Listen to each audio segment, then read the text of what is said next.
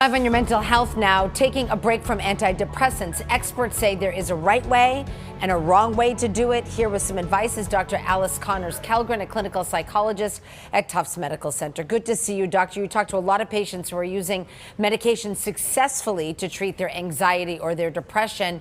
Are any of those drugs addictive? So the short answer is no, but I'll explain a little more. So there's a number of different medications that are used to treat depression and anxiety.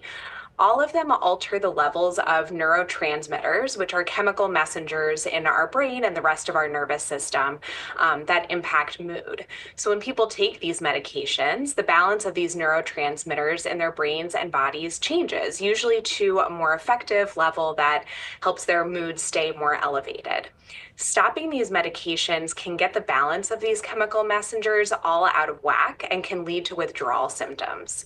So antidepressant medications are not addictive, but stopping them quickly can cause withdrawal symptoms, including increased feelings of depression.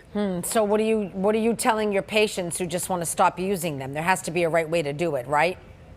Absolutely. So I always recommend that patients work with their prescribing doctor if they're interested in coming off antidepressants. And the kind of right way that this is done is called titration, which is when people take increasingly smaller doses of the medication to allow their brain and their body to adjust the levels of their neurotransmitters and not have that balance get so out of whack. So you just mentioned it before, but are there any major withdrawal symptoms that they should worry about? So most of the withdrawal symptoms are uncomfortable, but they're not medically dangerous. And these might include like digestive discomfort, issues with body temperature like hot flashes or sweating, sleep disruptions, and some mood swings.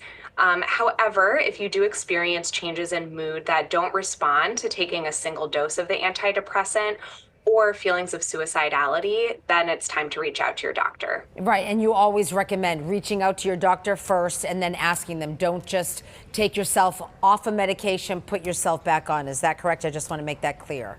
Yes, exactly. Okay, Dr. Connors-Kellgren, thank you so much. We appreciate it.